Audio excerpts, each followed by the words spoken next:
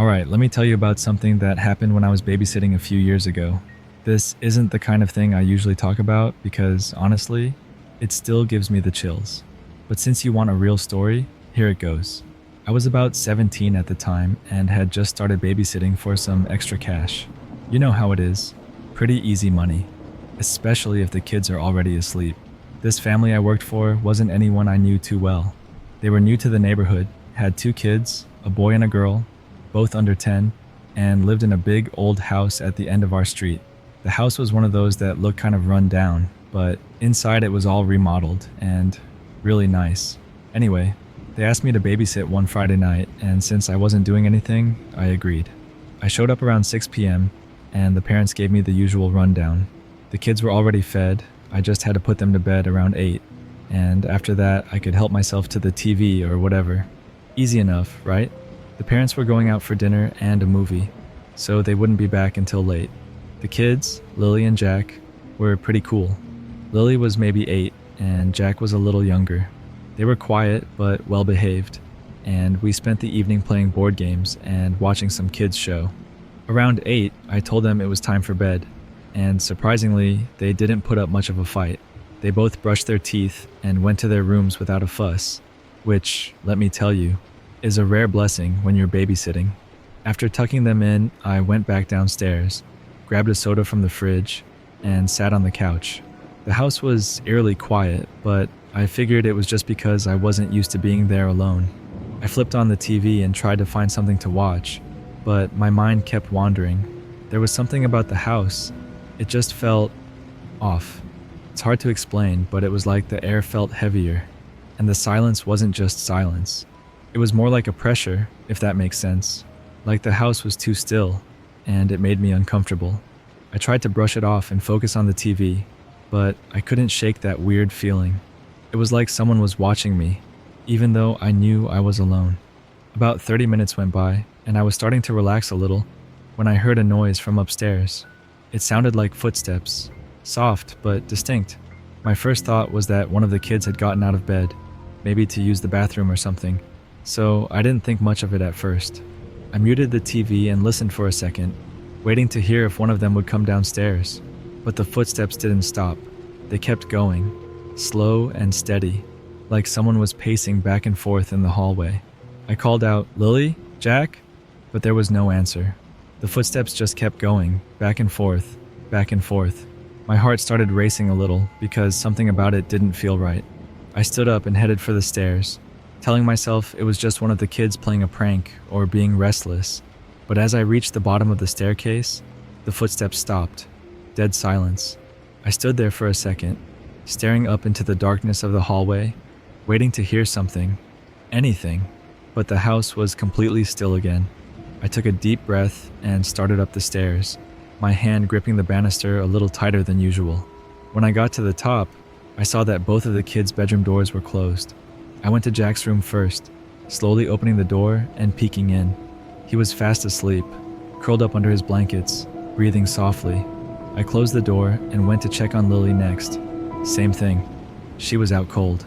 I stood there in the hallway for a minute, feeling uneasy. The footsteps had sounded so real, but now everything was normal. I told myself I was probably just hearing things, maybe from outside or something. I went back downstairs, but I couldn't relax. The house felt different now, like it was watching me. I know that sounds ridiculous, but that's the best way I can describe it. About an hour later, as I was sitting on the couch, trying to distract myself with some random TV show, I heard it again. The footsteps. But this time, they were louder. They were coming from the ceiling, like someone was walking in the attic directly above me. Now, let me just say, I wasn't aware that this house even had an attic. The parents hadn't mentioned it, and I hadn't seen a door or a staircase that led to one. But the sound was unmistakable. Someone, or something, was walking around up there. I froze, my heart pounding in my chest. This wasn't the kind of noise you could ignore. I thought maybe it was an animal, a raccoon or something, but the footsteps were too deliberate, too slow. I didn't want to freak out the kids, and I definitely didn't want to scare myself any more than I already was, but I knew I had to check it out. I grabbed my phone, using its flashlight since I didn't know where any of the lights were for the upstairs. As I walked up the stairs again, I was shaking. I wasn't even trying to calm myself down anymore. I was straight up scared at this point. When I got to the top, I looked around, and sure enough, there was a small, almost hidden door in the ceiling of the hallway that I hadn't noticed before. It was one of those pull-down attic doors with a ladder that folds out. I stared at it for a few seconds, not sure if I should even touch it, but those footsteps hadn't stopped. They were still happening, right above me, slow and heavy. I grabbed the cord hanging from the door and gave it a gentle tug. The ladder unfolded with this loud creak that echoed through the hallway. I held my breath, half expecting something to come rushing out of the attic, but nothing happened. I shone my flashlight up into the opening. The attic was dark, of course, and full of the usual stuff. Boxes, old furniture, dusty sheets covering who knows what. But there was no sign of anyone up there. No person or animal. The footsteps had stopped the second I opened the door. I stood there for what felt like forever, just staring up into that dark space, waiting for something to move. But it was silent. The air felt thick, like the house was holding its breath, just like I was. I didn't want to go up there, but I felt like I had to. I couldn't leave that attic unchecked. So, I climbed the ladder. When I reached the top, I stepped into the attic, my heart pounding in my ears. The air up there was stale, and the dust was thick. I shone my flashlight around, trying to see if there was any sign of what had made the noise. But it was just an attic. Old boxes, some cobwebs, and a few pieces of forgotten furniture. Nothing out of the ordinary. I was about to turn around and climb back down when I noticed something strange. In the far corner of the attic, hidden behind a stack of boxes, there was a small door in the wall. It was wooden, with a rusty handle, and it didn't look like it belonged there. It was way too small for a normal door, more like something you'd see in an old fairy tale. I don't know why, but I walked over to it. Every step I took felt heavier, like the air was weighing me down. When I reached the door, I hesitated. Everything in me was screaming to turn back, but I couldn't. I grabbed the handle and pulled it open. Behind the door was a tiny room. It was barely big enough for me to stand in, and it was empty except for a single wooden chair in the center. The chair was facing the wall, and on the wall in front of it were words, scratched into the wood. I had to squint to read them, but when I did, I felt this wave of cold wash over me. "Don't look." That's all it said. Just those two words, scratched into the wall like someone had done it with their fingernails. I slammed the door shut and bolted down the ladder, my heart racing. I didn't know what that was about, and I didn't want to know. I rushed back downstairs, grabbed my stuff, and sat by the front door until the parents came home. When they did, I made up some excuse about not feeling well and left as fast as I could. I never went back to that house again. I quit babysitting for that family and tried to forget about that night, but it still haunts me. What was up in that attic?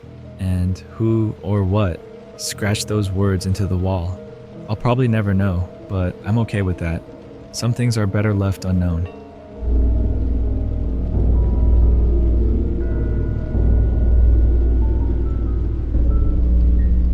Okay, so this happened to me a few years ago when I was working as a babysitter. I used to babysit for this family that lived just a few streets over from me. They had two kids, a boy who was about 5 and a girl who was around 7. The parents were nice, super chill people, and the kids were always well behaved. I'd babysat for them plenty of times before, and it was always easy money. You know how it goes. Watch some TV, make sure the kids go to bed on time, and just hang out until the parents came back. This one night, though, it didn't go the way it usually did. It was a Friday night, and the parents were going out to dinner with some friends. They'd asked me to watch the kids from around 7 p.m. until maybe midnight, give or take. I showed up at their house right on time, and everything was pretty normal. The kids were already fed, so all I really had to do was keep them entertained until bedtime. The parents gave me the usual rundown, emergency numbers, where the snacks were, and how to get them settled into bed. And then they were out the door.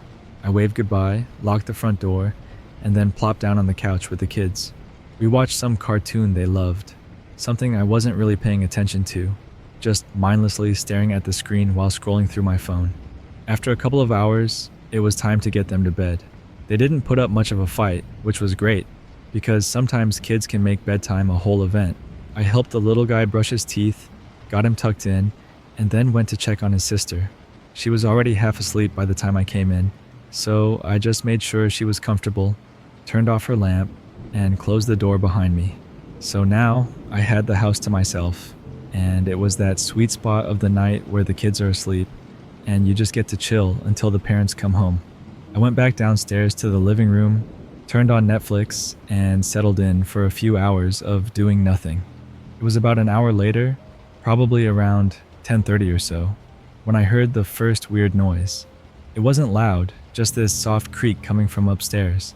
I paused the show I was watching and listened for a second, but everything went quiet again. I figured it was just the house settling, you know? Old houses make noises like that all the time, so I didn't think much of it and went back to my show. But then, maybe 5 or 10 minutes later, I heard it again. This time, it was more distinct. A slow, deliberate creaking sound, like footsteps but really faint. I muted the TV and listened harder. At first it was just silence, but then I heard it again, louder this time. It was definitely coming from upstairs. I started to feel uneasy. My first thought was maybe one of the kids had gotten up and was walking around, but I hadn't heard any doors open, and they were usually pretty good about staying in bed. Still, I figured I should go check, just to be sure. I stood up, grabbed my phone, and headed upstairs. The house was quiet, and as I reached the top of the stairs, I realized just how dark it was up there. The hallway light wasn't on, so the only light was coming from a small nightlight plugged in near the kids' rooms. The creaking sound had stopped, but I still felt this weird tension in the air, like something wasn't quite right. I went to the boys' room first. I opened the door as quietly as I could and peeked inside. He was sound asleep, curled up in his blankets, completely still. No way it had been him making the noise. I closed the door softly and walked over to the girl's room. When I opened her door, she was in bed too, lying on her side with her back to me. Everything looked normal, but I still had this nagging feeling, like something was off. I walked over to her bed just to make sure she was okay, and that's when she turned over and looked up at me.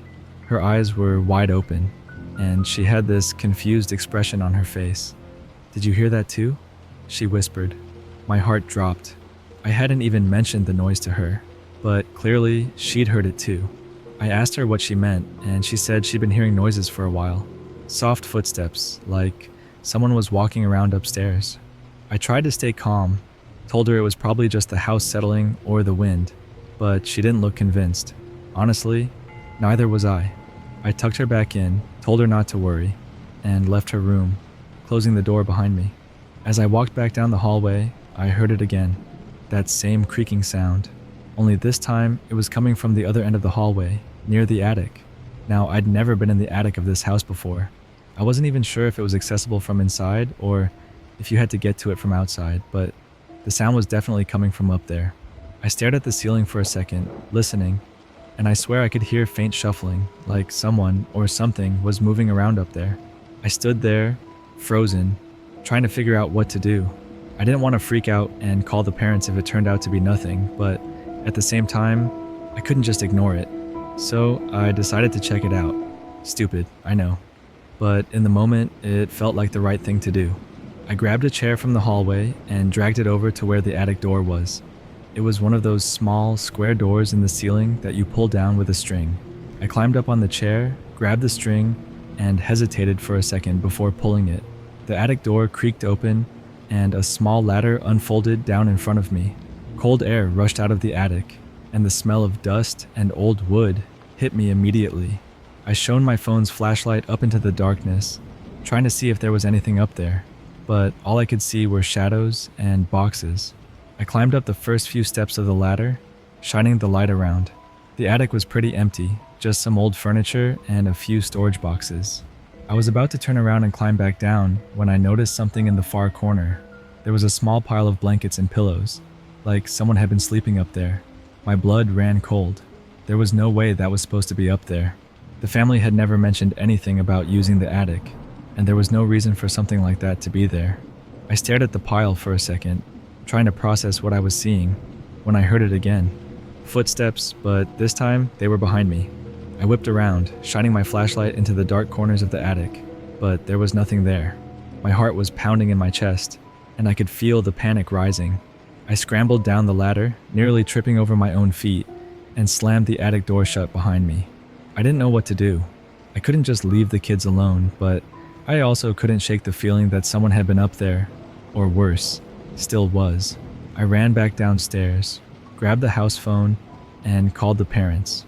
I tried to keep my voice calm, but I'm pretty sure they could tell something was wrong. I told them about the noises, about the pile of blankets in the attic, and they said they were coming home right away. The next 20 minutes felt like hours. I sat in the living room, every little sound making me jump. The kids stayed asleep, thank God, but I couldn't stop imagining what or who had been up there in the attic. When the parents finally got home, they checked the attic themselves. They didn't find anything. No one hiding, nothing out of place, except for that weird pile of blankets. They thanked me for calling them, apologized for the scare, and told me I could go home. I left as fast as I could, and even though they offered me more babysitting jobs after that, I never went back. I still think about that night sometimes. I wonder if someone had been living up there without them knowing, sneaking around the house while everyone was asleep. Or maybe it was just some strange coincidence, the wind moving things around. But the look on that little girl's face when she asked me if I'd heard the noises too, that's what sticks with me.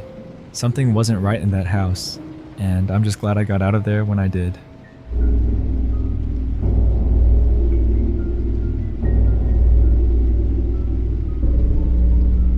I was 17 when it happened. You know how babysitting jobs are, usually pretty easy. Watch some TV while the kid sleeps, eat some snacks, and make a few bucks by the end of the night. That's what I thought it was going to be like when I took a babysitting gig for a family I didn't really know. It was a last-minute thing. My usual babysitting job for another family had fallen through, and this new family reached out through a friend of a friend, saying they needed someone urgently. The parents were going to a dinner party or something fancy and didn't want to bring their kid along. I figured, why not? Easy money, right? The house was in a nice neighborhood, the kind with big old trees lining the streets, and every lawn perfectly manicured, the kind of place where nothing ever really goes wrong. When I pulled up to the house around 6 p.m., it looked like a typical suburban home. 2 stories, white picket fence, all that.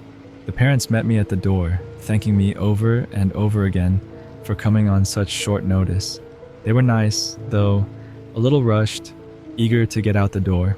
They introduced me to their son, Timmy. He was about 6 years old, shy, and barely said 2 words to me. Just a quick hi before running off into the living room to play with his toys. He seemed like a quiet kid, no trouble at all. The parents gave me the rundown. He's had dinner, so just let him play for a while, and then put him to bed around 8 p.m.